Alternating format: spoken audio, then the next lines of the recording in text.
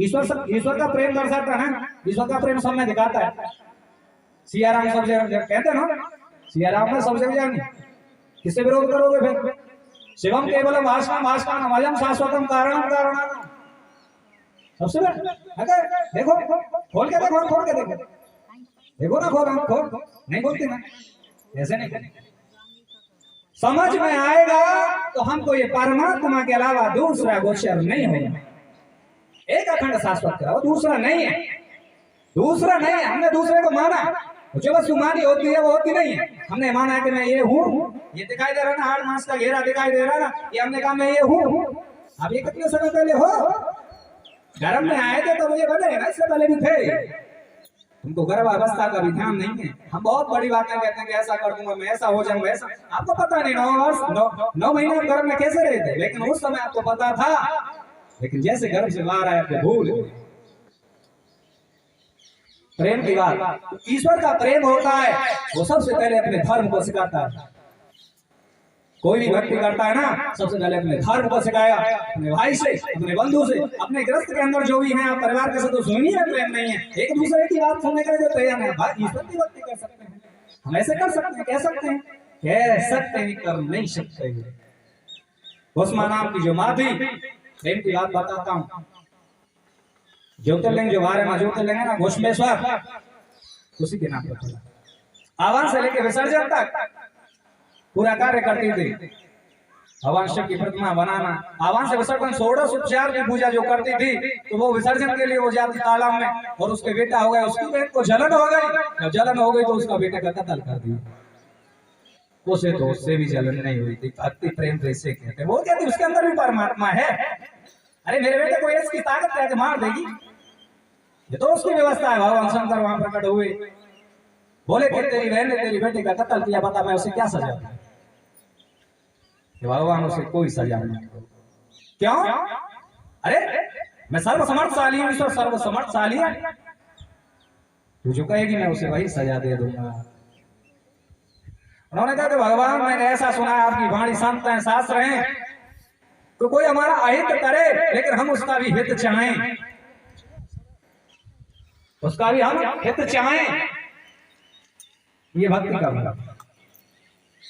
भगवान प्रसन्न हुए, बोले कि दान है, तुम जैसे जब तक पृथ्वी पर रहेंगे टिकी रहेगी ना, हमारा कोई अहित करे, हमारा कोई अहित करे, लेकिन फिर भी हम उसका हित चाहें। लेकिन होता कहां है, हो कहां रहा है?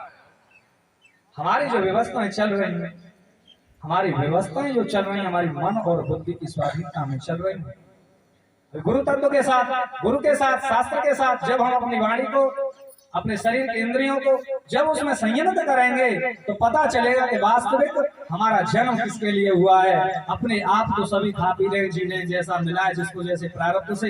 लेकिन कहा ना कि परमात्मा के नियोजन में, सत्संग के नियोजन में बंधने का तात्पर्य है कि किसी तरह हम अपनी मन बुद्धि को ईश्वर की तरफ ले जाएं। लेकिन वो कैसे ले जाए? तो प्रश्न उन्होंने जो किया था सोनकाद ऋषियों ने, यही कहा था कि मन इतना हो जाएगा मलिन, कितना मलिन हो जाएगा तो उसे फुर्सत ही नहीं होगी, ध्यान ही नहीं लगेगा, मन ही नहीं होगा। तो उन्होंने कहा ऐसे में साधन बता दीजिए, कोई अपना कल्याण चाहे तो।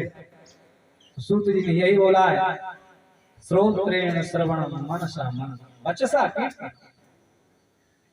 जो श्रवण करता है, मनन करता है, वाणी के द्वारा कीर्तन करता, महान साधन उच्यते, ऐसा मेरे गुरुदेव कहते हैं।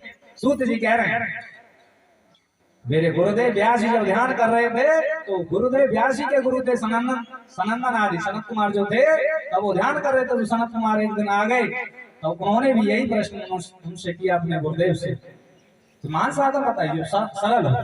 तो उन्होंने कहा कि श्रवण, मनन और कीर्तन, ईश्वर का नाम रूप लीला के साथ जो श्रवण चल रहा है, उसका मनन, फिर उसका कीर्तन, यानी कि आचरण में अपनाने का नाम, उसका मनन। अभी कहें कि श्रवण तो किया लेकिन सुना और हमने उस पर विचार नहीं किया, अमल नहीं किया, चिंतन नहीं किया, तो श्रवण का कोई फल नहीं है।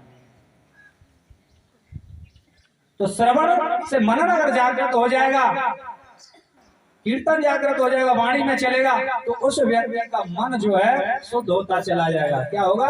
उसकी आराधना प्रारंभ होगी। आराधना ईश्वर की आराधना, और ईश्वर की आराधना सर्व जीवों में वो ईश्वर का निवास देगा। किसी से द्वेष करने की भावना अंदर नहीं बनेगा, किसी से गिलानी नहीं करेगा, वो प्रेम जागृत होगा, भाव जागृत होगा। तो निरंतरता सत्संग से हमें मिला कि सत्संग की आदि घड़ी सुमरन वर्ष 50 और वर्षा वर्ष आदि घड़ी रहत फिरे 12 मास। सत्संग से हमें अपनी सतता में जाने का मार्ग मिलता है कि हम सत्यता में चले, जो सत्य है हम उसमें चले। सत्यम किम काल त्रयवेतिष्ठति सा सत्य, तो जो तीनों कालों में सत्य है, और जब तक हम सत्य में नहीं जा सकते, जब तक हमारा मन हमारे अधीन नहीं होगा। ये अधीन करने के लिए तो सारा जितना भी फंसा रहा है, सुनना सुनाना सत्संग जितना है वो अधीन करने के लिए तो बताते हैं कि आप अभ्यास करो, निरंतर चिंतन करो।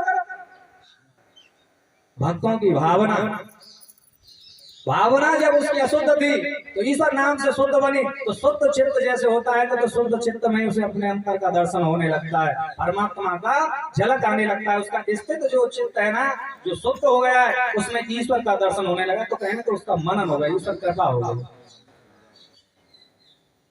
मन में फिर संसार नहीं घूमता तुम्हारे में, फिर ईश्वर ही दिखाई देगा। आप कार्य कर रहे हो, शरीर से कार्य कर रहे हो, लेकिन मन में ईश्वर चल रहा है, ईश्वर का नाम चल रहा है। क्योंकि उपासना से तो आगे चलोगे, निष्काम कर्म से तो आगे चलोगे। भक्ति से, हमारे निष्काम कर्म से तो ज्ञान की जागृति होती है, ज्ञान के बिना मुक्ति तो नहीं। ज्ञान की प्राप्ति करने के लिए सत्संग से हमें ज्ञान की जो प्राप्ति होती है, उसमें सबसे पहले हमें आयोजन करना है तो अपनी भक्ति में वो निष्ठा देनी है। जो एक विचार जो हमारा चल रहा है उसमें ये देखना कि गिलानी नहीं, किसी से द्वेष नहीं, किसी से बैर नहीं आपस में। लेकिन हम छोटी छोटी बातों में द्वेष कर लेते हैं आपस में, किसी तरह का वो सब निकाल करके हमारे चित्त में जब प्रेम आएगा तो वो ईश्वर का ही प्रेम होगा, जगत का नहीं। बोलो हर हर महादेव।